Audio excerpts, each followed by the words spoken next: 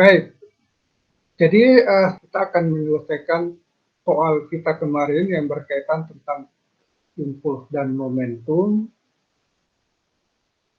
Kita akan menyelesaikan satu persatu dari keseluruhan soal. Soal yang pertama kita lihat, pada suatu saat sebuah kereta salju bermassa 17,5 kg sedang bergerak di atas sebuah permukaan horizontal bersalju dengan kecepatan 3,5 meter per sekon. Setelah bergerak selama 8,75 sekon, kereta salju tersebut berhenti akibat gesekan. Gunakanlah pendekatan momentum untuk menghitung gaya gesekan rata-rata yang bekerja pada kereta selama bergerak. Jadi soal ini bisa diselesaikan dengan menggunakan konsep kekekalan energi atau teorema usaha energi kinetik yang sudah kita pelajari pada pekan yang kemarin, atau bisa juga diselesaikan dengan menggunakan Newton tentang gerak. Nah, pada kesempatan ini kita akan menggunakan pendekatan tentang momentum, materi yang sudah kita pelajari pada pekan sebelumnya untuk menyelesaikan soal ini.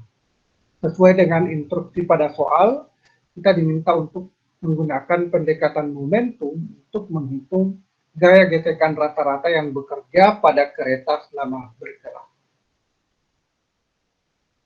Nah, jadi ini tadi situasi soal kita. Misalkan ada sebuah permukaan yang bersalju, kemudian ada kereta salju di atas di sini yang massanya 17,5 kg. Nah, karena permukaan salju ini memiliki gesekan yang relatif kecil, bisa kita abaikan sehingga kita bisa anggap tidak terdapat gesekan pada situasi dalam soal kita ini. Kereta salju ini bergerak dengan kecepatan 3,5 meter per sekon. Jadi dia punya kecepatan, anggaplah ini kecepatan awalnya, jadi dia mulai bergerak dengan kecepatan 3,5 meter per sekon. 3,5 meter per sekon. Setelah bergerak selama 8,75 sekon, kereta salju ini berhenti akibat gesekan. Oh, jadi maaf, tadi saya menganggap bahwa ini tidak ada gesekan. Anggapan saya ini salah ya, dalam soal menyatakan bahwa di sini ada gesekan. Nah, gesekan itulah yang menyebabkan kereta salju ini bisa berhenti. Jadi kereta salju ini berhenti akibat adanya gesekan. Jadi misalnya setelah menempuh waktu 8,75 sekon, kereta saljunya ini akhirnya dia misalnya posisinya ada di sini, kemudian dia berhenti berarti kecepatan akhirnya PT ini sama dengan 0. Jadi 0. Nah, dia berhenti, yaitu dia mencapai kecepatan akhir yang sama dengan 0 setelah bergerak selama T sama dengan 8,75 sekon. Di 8,75 sekon.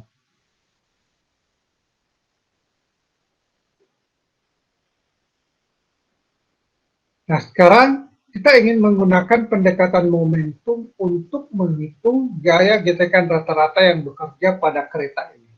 Jadi tentu saja supaya kereta ini bisa berhenti sesuai dengan yang diberikan dalam soal ini, bahwa dia mula-mula bergerak dengan kecepatan awal 3,5 meter per sekon, kemudian setelah dalam waktu T sama dengan 8,75 sekon, kereta ini kemudian berhenti. Bisa berhenti tentu harus ada gaya yang bekerja pada kereta ini, dan gaya itu adalah gaya gesekan. Sekarang berapa besarnya gaya gesekan rata-rata yang bekerja pada sistem kita.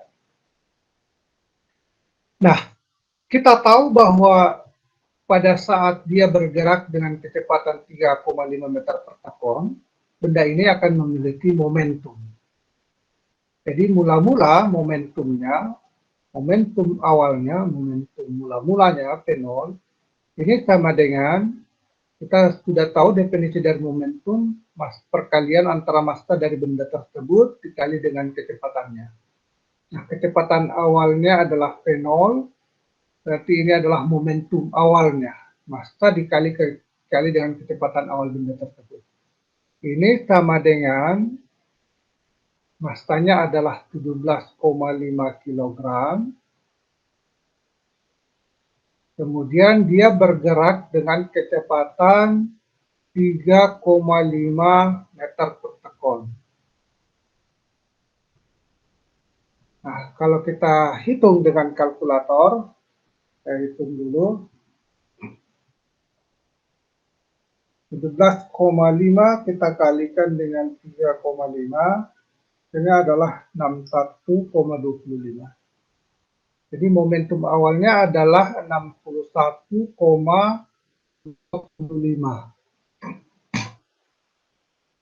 Momentum adalah kilogram meter per sekon.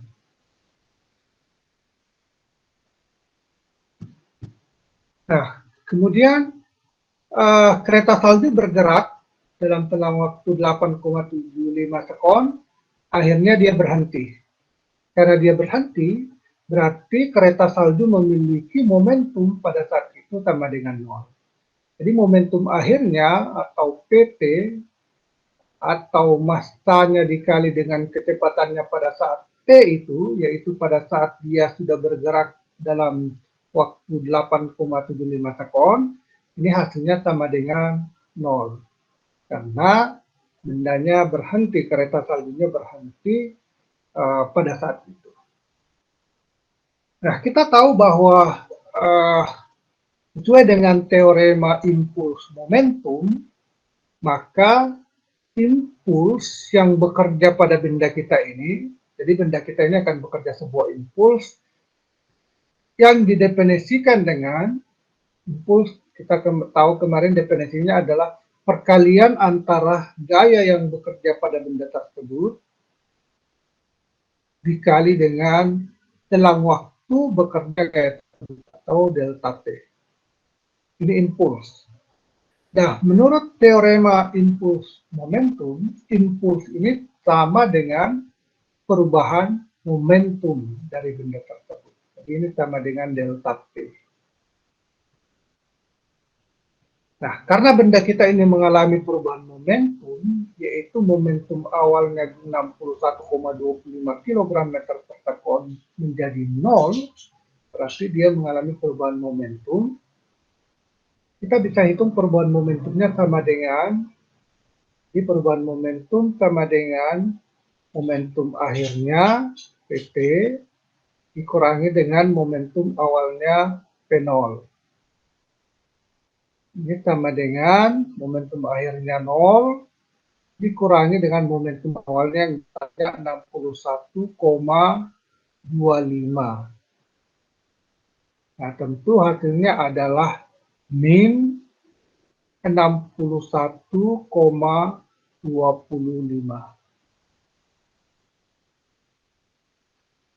kilogram, satuan dari momentum, kilogram meter per sekon. Jadi impuls yang dilakukan oleh kereta salju ini adalah min 61,25 kg meter per sekon. Nah, karena kita ingin menghitung berapa gaya gesekan dan sesuai dengan definisi kita tentang impuls ini, bahwa impuls adalah perkalian antara gaya yang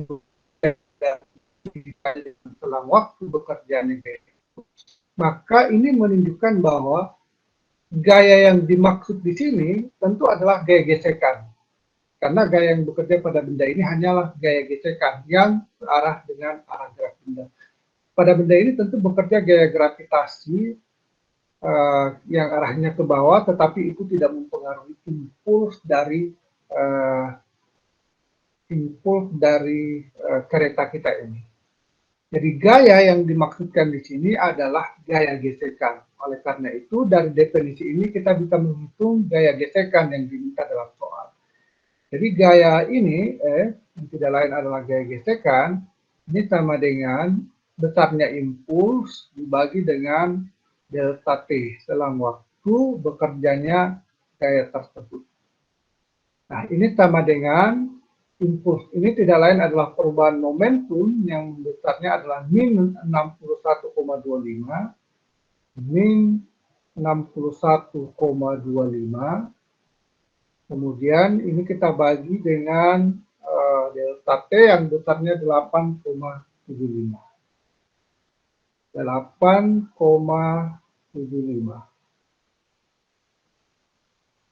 Kita peroleh, kita hitung dulu, 61,25 dibagi dengan 8,75, hasilnya sama dengan 7. Jadi hasilnya adalah 7,0. Saya tambahkan di sini 0 untuk menunjukkan bahwa kita menggunakan dua angka penting sesuai dengan angka penting terkecil yang dimiliki oleh benda ini. Jadi 0,0 saya kisarannya adalah inilah gaya gesekan yang bekerja pada benda kita. Jadi cukup mudah untuk soal yang pertama ini, kita cukup menggunakan teorema impuls momentum dan definisi tentang impuls itu sendiri, yaitu perkalian antara gaya yang bekerja pada benda dikali dengan selang waktu bekerjanya benda tersebut. Ini arah gayanya minus ya, sesuai dengan ini, jadi gayanya min 7,0 Newton. Artinya kalau kita menganggap arah ke kanan ini positif, itu, jadi mula-mula momentum benda kita ini arahnya ke kanan, arah positif, 61,25 kg meter per sekon. Lalu pada saat dia sampai di sini, yaitu jarak yang ditempuh setelah dia bergerak selama 8,75 sekon, terjadi perubahan momentum. Perubahan momentumnya adalah min 61,25. Jadi delta momentumnya atau perubahan momentumnya itu berarah negatif. Jadi arahnya negatif sekarang. Jadi kalau saya gambarkan arahnya akan berlawanan arah dengan arah yang ke kanan, berarti arahnya akan ke kiri. Nah, karena perubahan momentum ini sama dengan impuls, dan impuls ini sama dengan gaya ini sama dengan impuls, maka arah gaya ini otomatis arahnya akan ke sebelah kiri juga karena gayanya bernilai negatif, min 7 Newton. Nah, ini sesuai dengan fakta yang kita ketahui bahwa gaya gesekan itu selalu melawan gaya arah gerakan dari benda. Jadi pada saat benda ini bergerak ke kanan dalam arah positif, maka gaya gesekan ini akan bekerja berlawanan arah dengan arah benda tersebut, yaitu arahnya ke kiri. Nah, sekarang kita lanjut pada soal nomor 2.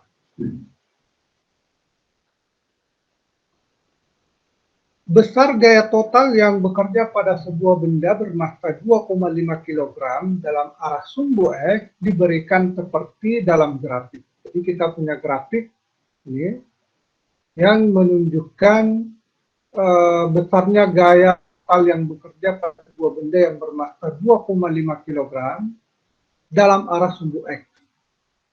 Ini grafiknya. Kita ingin menghitung impuls gaya yang bekerja dalam selang waktu 5 sekon. Kemudian bagian B, berapa kecepatan akhir yang dicapai partikel jika partikel tersebut bergerak dari keadaan diam. Kemudian bagian C, berapa kecepatan akhir partikel jika kecepatan awalnya adalah min 2 meter per sekon. Kemudian bagian D, berapa gaya rata-rata yang bekerja pada interval 0,5 sekon. Jadi pada interval 0 sampai 5 sekon, berapa gaya rata-rata yang bekerja pada benda kita ini.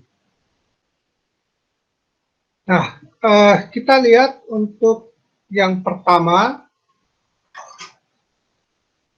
Jadi untuk yang pertama, berapa impuls gaya yang bekerja dalam selang 15 sekon. Di bagian kita tulis dulu massa bendanya. Massa benda kita adalah M sama dengan 2,5 kg. Jadi benda kita massanya 2,5 kg. Nah, kemudian kita mau menghitung bagian A, di pertanyaan bagian A, berapa impuls gaya yang bekerja dalam selang waktu 5 sekon. Impuls gaya yang bekerja dalam waktu 5 sekon. Nah, kita tahu bahwa impuls ini definisinya adalah perkalian antara gaya yang bekerja pada sebuah benda, gaya total yang bekerja pada sebuah benda, dikali dengan selang waktu bekerjanya gaya tersebut. Nah, untuk menjawab pertanyaan bagian A ini, konsepnya adalah apabila kita diberi grafik, jadi kita diberikan grafik hubungan antara gaya dan T selang waktu. Jadi jika punya grafik hubungan antara gaya dan T ini, selang waktu T ini, maka kurva luas yang dibentuk oleh kurva ini, jadi luas yang ditutupi oleh kurva ini, itu menyatakan impuls dari benda tersebut. Jadi idenya adalah impuls itu adalah luas yang dicakup oleh kurva pada grafik gaya terhadap waktu. Jadi kalau ada gaya grafik hubungan antara gaya terhadap waktu, luas yang dicakup oleh kurva grafik tersebut itu menyatakan impuls. Jadi kalau saya arsir ini, luasnya ini adalah impuls. Jadi ini menyatakan impuls dari gaya yang bekerja pada benda tersebut. Nah, sehingga untuk pertanyaan A ini bisa kita peroleh dengan menghitung berapa luas bentuk ini. Nah, ini kalau saya tidak salah namanya trapesium ya, trapesium. Anda bisa melihatnya bagaimana caranya mencari luas dari trapesium. Saya tidak menghafalnya, tetapi saya bisa menghitung luasnya ini dengan membagi bentuk trapesium ini menjadi dua bentuk segitiga. Jadi ini ada segitiga pertama, dan ini ada segitiga yang kedua. Jadi ada dua bentuk segitiga ditambah dengan sebuah bentuk persegi panjang di tengah ini. Kalau saya jumlahkan luas-luasnya itu, maka saya akan memperoleh luasan untuk trapesium ini.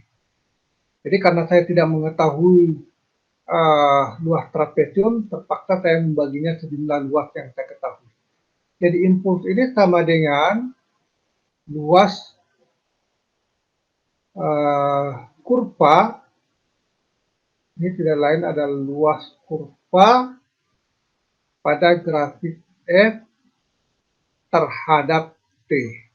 Jadi grafik hubungan antara gaya terhadap T. Nah ini. Nah, karena luas kurva kita ini adalah dua segitiga ditambah dengan satu persegi panjang. Segitiganya, luas segitiga, kalau luas segitiga saya tahu seperdua alas kali tinggi. Perdua alas dikali tinggi segitiga itu. Kemudian karena ada dua segitiga yang sama, cuma saling membelakang ini segitiganya, maka ini saya kali dua. Saya kali dua ini. Kemudian ditambah dengan sebuah segi panjang di dalam. Jadi ada persegi panjang di sini yang mengantarai kedua segitiga tersebut. Untuk persegi panjang, luasnya adalah panjang dikali dengan lebarnya. Nah, ini sama dengan, ini ada seperdua dikali dua, hasilnya 1, berarti di sini tinggal alas dikali tinggi. Alas segitiga yang kita maksud adalah ini, jadi 2, sama dengan segitiga yang ini, 2 juga. Berarti alasnya adalah 2 dikali dengan tingginya. Tinggi segitiga adalah bagian ini, itu adalah 4. Berarti 2 kali 4. Kemudian ini tadi sudah hilang karena saya sudah kalikan dengan seperduanya. Ditambah dengan panjang persegi panjang kita ini, panjangnya adalah 1. Kalau saya ambil ini panjangnya, berarti panjangnya adalah 1. Kemudian dikali dengan lebarnya atau tingginya dalam hal ini adalah 4. 4. Akhirnya adalah 8 ditambah 4 sama dengan 12. Jadi impuls yang bekerja pada benda kita ini yang bermassa 2,5 kg yang digambarkan oleh grafik ini itu besarnya adalah 12. Nah, satuan dari impuls kita lihat dari sini itu adalah kilogram meter per sekon. Ingat, impuls adalah perubahan momentum, dan momentum itu sendiri satuannya adalah kilogram meter per sekon, sehingga satuan untuk impuls pasti sama dengan satuan dari momentum, yaitu kilogram meter per sekon.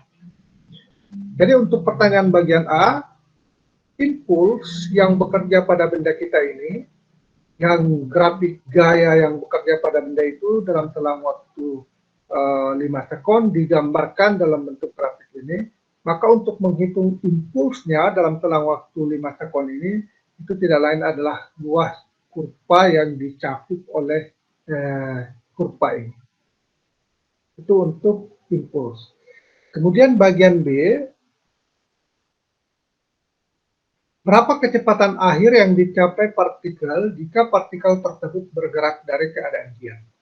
Jadi kecepatan akhir partikel jika dia bergerak dari keadaan diam. Nah,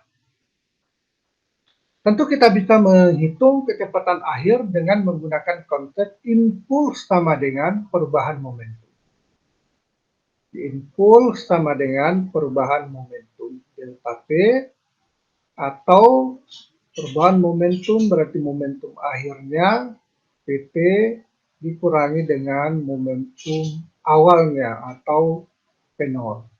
PT, momentum benda setelah bergerak selama waktu P, itu sama dengan massa benda tersebut dikali dengan kecepatannya setelah bergerak dalam selang waktu T tersebut, PT. Nah, kemudian momentum awalnya P0, jadi P0 ini sama dengan massa benda tersebut dikali dengan kecepatan awalnya. Nah, karena massa benda adalah 2,5 kg, berarti di sini adalah 2,5. 2,5 ini kita kalikan dengan kecepatan awal benda. Benda kita bergerak dari keadaan diam. Berarti momentum awal dari benda kita ini hasilnya sama dengan 0. Jadi benda kita tidak memiliki momentum awal. Ini sama dengan 0.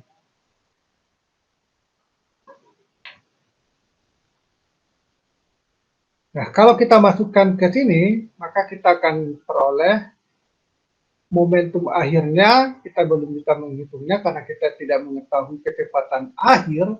Justru kecepatan akhir ini yang harus kita hitung. Berarti kita tinggal masukkan saja massa dikali dengan PT. Jadi massa benda dikali dengan kecepatan akhirnya yang kita menghitung, dikurangi dengan 0. Karena dikurangi dengan 0 tidak akan mengubah ini, berarti saya tuliskan saja ini M kali PT.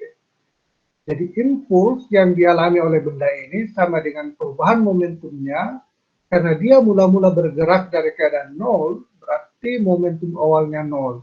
Sehingga perubahan momentumnya tentu sama dengan berapa momentum akhirnya.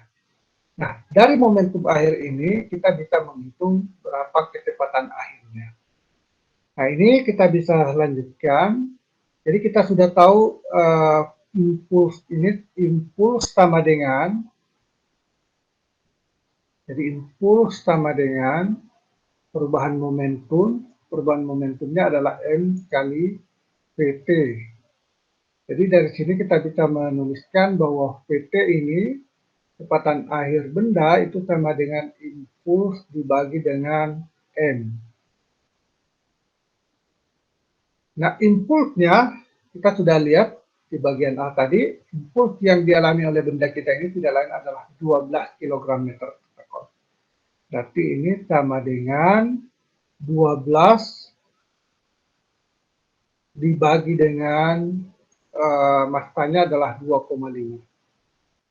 12 dibagi 2,5 hasilnya sama dengan, kita hitung dengan menggunakan kalkulator, 12 dibagi dengan 2,5 hasilnya sama dengan 4,8 meter per sekon.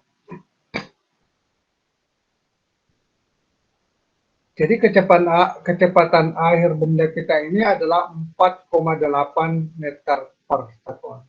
Inilah kecepatan akhir dari benda itu jika dia mula-mula bergerak dari keadaan diam.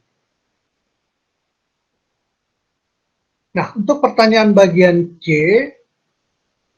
di pertanyaan bagian C,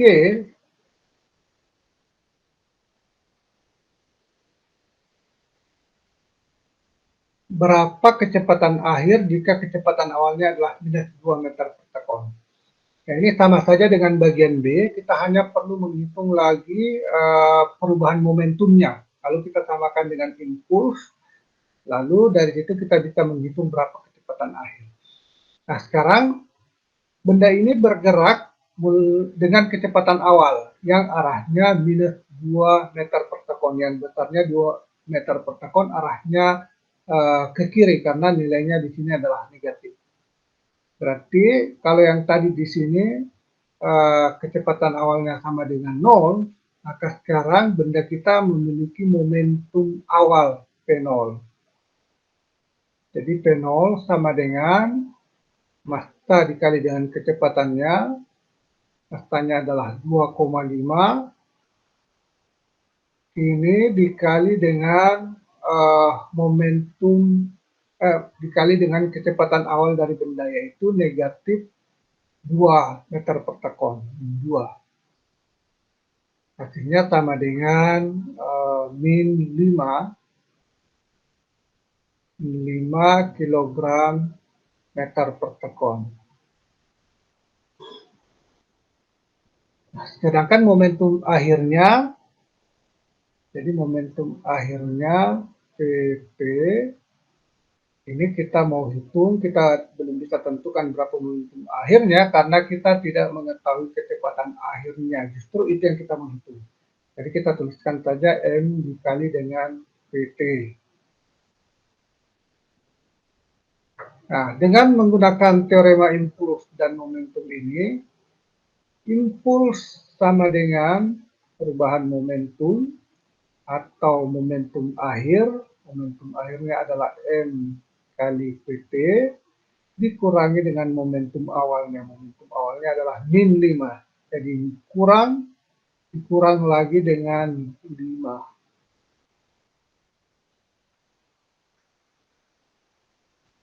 Ini sama dengan massa dikali dengan kecepatan akhir ditambah dengan 5. Karena min dikali dengan min hasilnya adalah plus.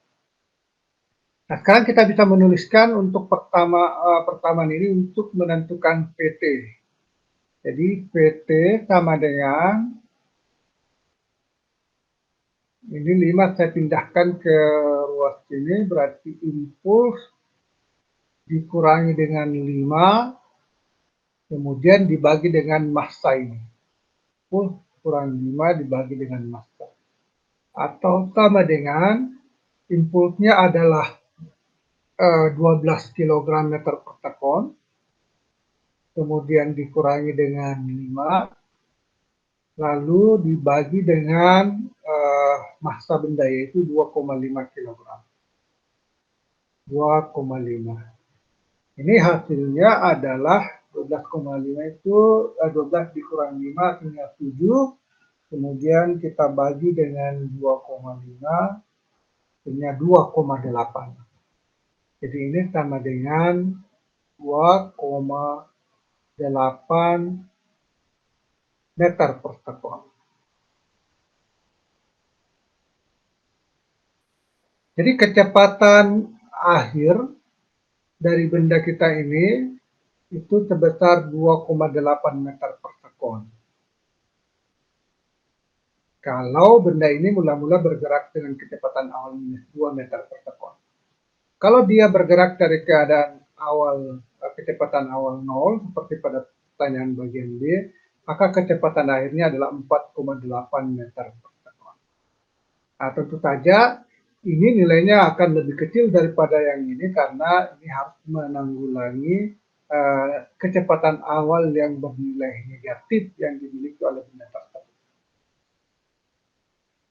Kemudian pertanyaan bagian D, berapa gaya rata-rata yang bekerja dalam interval 0 sampai 5 sekon? Nah, untuk pertanyaan bagian D ini, kita kembali menggunakan definisi impuls. Impuls sama dengan gaya rata-rata total yang bekerja pada sebuah benda dikali dengan selang waktu bekerjanya gaya tersebut. Nah, berarti di pertanyaan bagian D ini kita diminta untuk menghitung berapa gaya rata-rata total. Nah, ini tentu saja sama dengan impuls dibagi dengan delta T. Impulsnya adalah 12 kg meter per sekon, 12 kg meter per sekon, kemudian selang waktunya bekerjanya gaya ini adalah 5 sekon. Jadi 12 dibagi 5 hasilnya sama dengan 2,4. Jadi gaya rata-rata yang bekerja pada benda ini adalah 2,4 Newton. Inilah gaya rata-rata yang bekerja pada benda kita. Soal yang ketiga. Nah, soal ketiga ini berbicara tentang tumbukan. Jadi sebuah mobil bermassa 1.200 kg bergerak dengan kecepatan awal 2,5 meter per sekon ke arah kanan. Seperti yang terlihat di dalam gambar. Mobil tersebut menabrak bagian belakang mobil truk bermassa 9.000 kg yang sedang bergerak searah dengan kecepatan 20 meter per sekon. Jadi mobil sedan ini, mobil kecil ini, arahnya ke kanan dengan kecepatan 25 meter per sekon. Kemudian mobil ini menabrak mobil bagian belakang mobil truk yang massanya 9.000 kg yang sedang bergerak dengan kecepatan 20 meter per sekon. Jadi mula-mula kecepatan truk ini juga adalah 20 meter per sekon. Nah, kecepatan mobil kecil tepat setelah tabrakan adalah 18 meter per sekon ke arah kanan. Jadi di sini sedikit saya informasikan, maaf atas kekeliruan saya menuliskan soal. Jadi di soal yang telah Anda kerjakan di sini arahnya ke kiri. Sebenarnya sesuai dengan gambar ini adalah arahnya harus ke kanan. Jadi saya sudah mengubahnya di sini menjadi ke kanan. Jadi mungkin kalau Anda tetap mengerjakannya dengan arah ke kiri, itu akan memberikan hasil yang sedikit tidak masuk akal. Jadi arahnya seperti dalam gambar kita ini. Nah, pertanyaannya adalah berapakah kecepatan mobil truk tepat setelah tabrakan? Jadi berapa kecepatan ini sesudah tabrakan. Jadi ini posisi sebelum tabrakan, kemudian yang di sini adalah posisinya sesudah tabrakan. Kemudian pertanyaan bagian B adalah berapakah perubahan energi mekanik sistem mobil truk selama tumbukan tersebut. Jadi ada dua pertanyaan yang harus kita jawab. Yang pertama adalah kecepatan mobil truk setelah tabrakan, dan yang kedua berapa perubahan energi mekanik sistem mobil truk selama tumbukan tersebut. Oke, soal kita ini berkaitan tentang tumbukan tentu saja. Nah, untuk menyelesaikan soal tumbukan, maka kita membutuhkan konsep kekekalan momentum. Jadi yang pertama adalah berapa kecepatan tepat setelah tabrakan. Pertama-tama kita tuliskan dulu massa mobil kecil. Saya tulis sini MS ya, mobil sedan, anggaplah ini mobil sedan. Massanya dengan 1.200 kg. 1.200 kg. Kemudian dia bergerak dengan kecepatan awal, berarti P0 S, P0 mobil sedan ini sama dengan 25 meter per sekon ke arah kanan. Kemudian mobil menabrak bagian belakang mobil truk bermassa 9.000 kg. Jadi massa mobil truk MT ini sama dengan 9.000 kilogram. Dia bergerak ke arah berarti ke kanan juga dengan kecepatan awal 20 meter per sekon. Truk ini sama dengan 20 meter per sekon.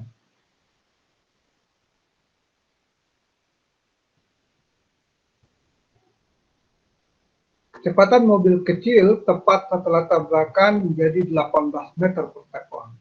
Jadi kecepatan T sedan ini, PT sedan, ini sama dengan 18 meter per sekon. Berapakah kecepatan mobil truk setelah tabrakan? Berarti T. Ini sama dengan, nah ini yang kita mau hitung, berapa kecepatannya sesudah tabrakan. Nah tentu saja untuk situasi seperti ini, untuk dua benda yang bertabrakan seperti ini, maka kita akan menggunakan kekekalan momentum. Jadi pada situasi tabrakan ini berlaku hukum kekekalan momentum. Kekekalan momentum ini mengatakan bahwa momentum sistem sebelum tabrakan itu sama dengan momentumnya sesudah tabrakan. Kita sudah lihat kemarin bahwa yang kita maksud momentum di sini tentu adalah momentum total dari sistem kita ini. Jadi sistem kita ini adalah dua buah mobil sedan dan mobil truk yang bertabrakan. Nah, hukum kekekalan momentum pada peristiwa ini mensyaratkan bahwa jumlah momentum mobil ini ditambah dengan momentum truk ini, berarti momentum totalnya, itu harus sama dengan jumlah momentum mobil ini ditambah dengan momentum mobil truk ini sesudah tabrakan. Atau momentum totalnya sesudah tabrakan. Itu hukum kekekalan momentum. Berarti sebelum tabrakan, mobil sedan bergerak dengan kecepatan 25 meter per sekon. Jadi kalau saya tuliskan hukum kekekalan momentum dalam bentuk persamaan, massa mobil sedan dikali dengan kecepatan awal mobil sedan. Ini momentum awal mobil sedan ditambah dengan momentum awal mobil truk. Jadi massa truk dikali dengan kecepatan awal mobil truk. PT truk. Jadi PT truk. Nah, berarti ini adalah momentum total awal. Bukan. Ini harus sama dengan momentum total akhir, yaitu momentum mobil tambah momentum truk sesudah tumbukan. Jadi momentum mobil sedan berarti MS dikali dengan kecepatan akhirnya sesudah tumbukan PTS, kecepatan akhir sedan, ditambah dengan momentum truk sesudah tumbukan, massa truk dikali dengan kecepatan T truk sesudah tumbukan, PT truk. Nah, momentum kita ingin menghitung kecepatan mobil truk sesudah tabrakan, berarti ini yang kita mau hitung, PTT. Nah, ini bisa kita tuliskan persamaannya menjadi jadi MT massa mobil truk dikali dengan PTT kecepatan mobil truk setelah pembukaan PTT ini sama dengan, jadi ini tetap, ini saya pindahkan ke sebelah kiri, ruas kiri persamaan, TMS dikali dengan P0S, ini saya tulis dulu, ditambah dengan suku berikutnya, MT dikali dengan P0 truk, kemudian dikurangi dengan suku ini yang berpindah ke sini. Jadi dikurangi dengan MS dengan PTS. Ini sama dengan, jadi MS, ini MS. Saya bisa tulis menjadi, atau saya langsung substitusikan nilai-nilainya. Jadi PTT, ini, MS massa mobil truk 12.00, kemudian dikali dengan P0S, P0S kecepatan awal mobil sedan adalah 25, kemudian kurangi dengan 12.00, 1200, kemudian dikali dengan kecepatan akhir mobil sedan yaitu 18 meter per sekon, ini 18 meter per sekon. Kemudian ditambah dengan massa mobil truk 9.000, kemudian dikali dengan kecepatan awal mobil truk tersebut 20 meter per sekon. Ini semua dibagi dengan ini massa mobil truk. Jadi di sini massa mobil truk, tapi dibagi dengan 9.000. Nah, hasilnya sama dengan ini 12 dikali 25 atau 1.200 dikali 25. Hasilnya adalah 30.000. Jadi ini 30.000.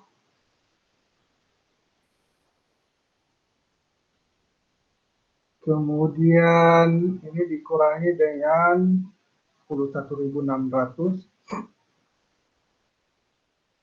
21.600 ditambah dengan 9.000 dikali 20 berarti 180.000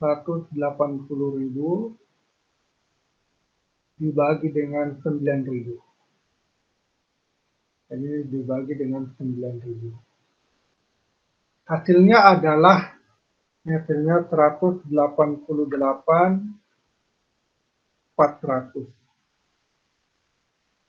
188.400 kemudian dibagi dengan 900 sama dengan 20,93.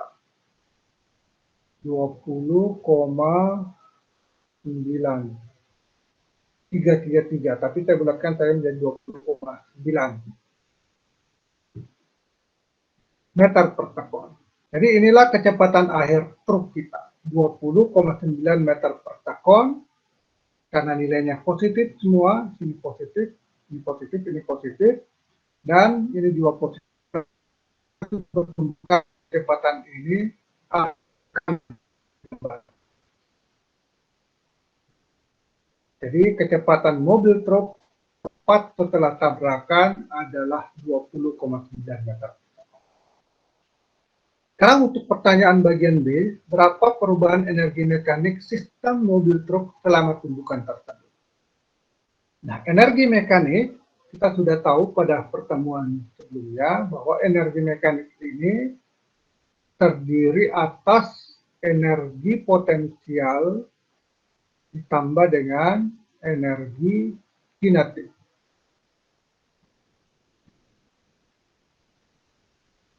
Nah, karena kita ingin menghitung perubahan energi mekanik, berarti kita mau menghitung berapa energi mekanik sistem.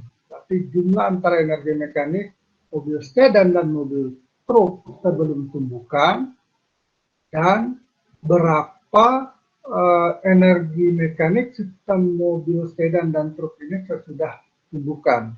Lalu kita lihat berapa perubahannya sebelum tumbukan dan sesudah tumbukan. Nah, karena benda ini memiliki ketinggian yang terus begitu tidak berubah ketinggian mobil ini karena jalannya datar, maka energi potensial dari mobil sistem kita ini pasti tidak akan berubah. Jadi sebelum tumbukan, jumlah energi potensialnya pasti akan sama dengan jumlah energi potensial sesudah tumbukan. Mengapa? Karena energi potensial itu kan bergantung pada posisinya atau ketinggiannya dari sebuah titik acuan. Nah, karena ketinggian mobil dan mobil truk ini sesudah baik sebelum bertumbukan maupun pertama, maka tentu tidak akan terjadi perubahan energi potensial. Jadi perubahan energi potensialnya akan sama dengan nol. Karena itu yang perlu kita perhitungkan adalah perubahan energi kinetik. Jadi kita perlu hitung energi kinetik mobil sedan dan energi kinetik mobil truk. Jadi ini sebelum tumbukan di pra, ini pra berarti sebelum tumbukan. Energi kinetik total, jadi EK total, EK total ini sama dengan, tentu sama dengan energi kinetik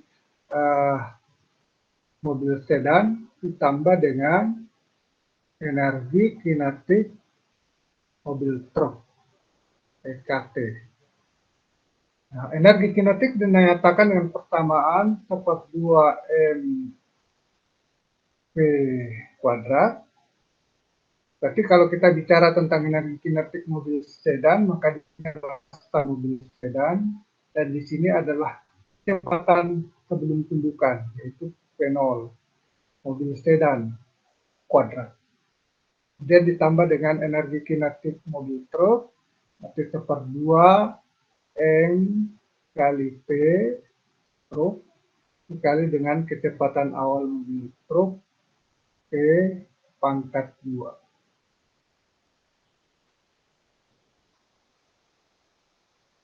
Kan nilai yang diketahui, kalau Anda masukkan nilai massa sedan 1.200 kg, kemudian kecepatan awal mobil sedan adalah 25 meter per sekon, pangkat 2 kan, maka kita akan memperoleh nilai untuk energi kinetik mobil sedan ini sama dengan 375.000.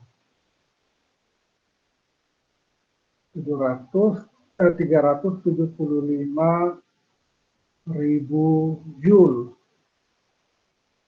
Sedangkan untuk mobil truk ini akan diperoleh sebesar mobil truk ini kecepatan awalnya adalah 20 meter per sekon, berarti kita akan peroleh 1.800.000 joule. 1.800.000 joule. Nah, kalau kita jumlahkan, kita akan peroleh 2.175 joule.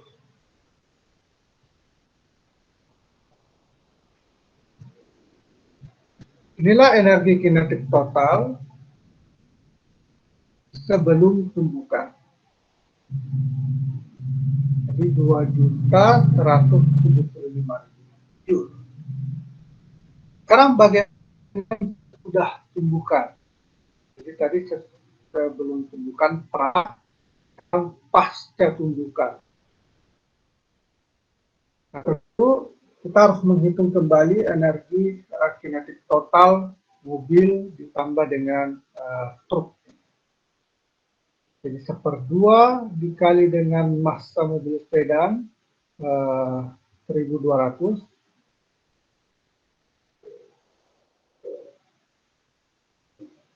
dikali dengan kecepatan mobil sedan ini sesudah tumbukan, yaitu PTS 18 meter per sekon, di sini 18 pangkat 2, kemudian ditambah dengan momentum, bukan momentum, tapi energi kinetik seperdua dari massa truk, dari kinetik truk, MP, dikali dengan kecepatan akhir truk, PTP, ini pangkat 2. Jadi nilai ini kita peroleh pada bagian A tadi, kita peroleh 20,9. Jadi 12 kali ini berarti hasilnya adalah 600. Kemudian dikali dengan 18 kuadrat. 18 kuadrat itu sama dengan 124. 324. Kuadrat, kemudian kita tambah dengan 12 kali massa mobil truk. Massa mobil truk adalah 9.000, seperdua ya, seperdua kali massa mobil truk. Massa mobil truk adalah 9.000, seperduanya itu berarti 4.500. Ini 4.500 dikali dengan, nah ini. Jadi kalau kita hitung energi kinetik mobil sesudah tumbukan, tinggal kita masukkan berapa massa mobil sedan, berapa kecepatan mobil tersebut sesudah tumbukan, 18 kuadrat, yaitu hasilnya 194.400.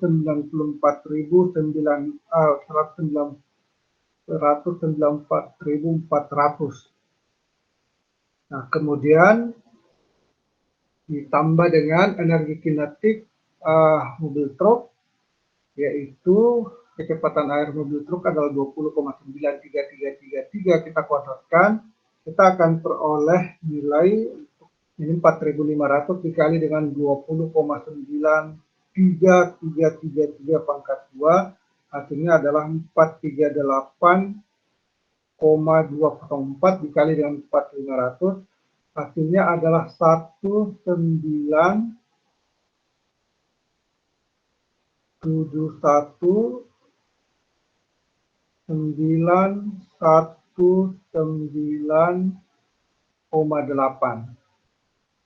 Jadi ini adalah energi kinetik dari mobil truk setelah tumbukan. Jadi ini Anda harus hitung, masukkan dulu berapa massa mobil truk, yaitu 9.000, kemudian dikali dengan seperdua, hasilnya 4.500. Kemudian kecepatan akhir dari mobil truk adalah 20,9. Ingat tadi ini adalah pembulatan dari 20,9333333. Nah, supaya tidak terlalu keliru, kita tetap ambil nilai kecepatan akhir truk di sini, kita ambil 20,9333333. Lalu kita pangkat duakan hingga kita peroleh nilai yang kita kalikan kemudian ke 4.500. Nah, hasil perkaliannya itu adalah ini 197 1919,8. Inilah energi kinetik mobil truk. Nah, ini adalah energi kinetik mobil sedan sesudah tumbukan. Jadi kita jumlahkan ini untuk memperoleh energi kinetik sesudah tumbukan. Hasilnya adalah 2.166. Ini hasilnya kalau kita jumlahkan ini 2166 319,8 Joule. 19,8 Joule. Nah, inilah energi kinetik sesudah tumbukan. Sebelumnya energi kinetiknya adalah 2.175.000 Joule. Dia berkurang menjadi 2.166.319,8 Joule. Jadi kalau kita ingin menghitung berapa perubahan energi mekaniknya, itu sama dengan perubahan energi kinetiknya. Anda tinggal kurangkan ini, kita akan peroleh nilai negatif dari, atau kalau Anda kurangkan energi kinetik akhir dikurangi dengan energi kinetik awal ini, maka kita akan peroleh min 8,680 Joule. Jadi min 8,680 Joule. Jadi terdapat kehilangan energi kinetik sebesar 8.680 Joule ketika terjadi tabrakan ini. Sesuai dengan hukum kekekalan energi, maka kehilangan energi ini tentu akan diubah menjadi bentuk energi yang lain. Mungkin salah satunya adalah energi ini yang dihasilkan pada saat pembukaan ini, kemudian energi lainnya akan berubah digunakan untuk mengubah bentuk bagian mobil ini sehingga dia mengalami penyok. Kemudian juga energi itu akan diubah dengan menjadi energi termal yang terjadi pada saat pembukaan itu. Nah, itulah 3 soal kita dari 4 soal yang berkaitan dengan momentum dan impuls. Adapun soal yang keempat yang berkaitan dengan pusat massa, kita akan selesaikan, Anda akan selesaikan sesudah membahas materi kita yang akan kita lanjutkan sudah ini. Jadi untuk soal yang keempat saya tangguhkan, mungkin Anda sudah menyelesaikannya di tugas Anda dan menjawab dengan benar itu akan lebih baik.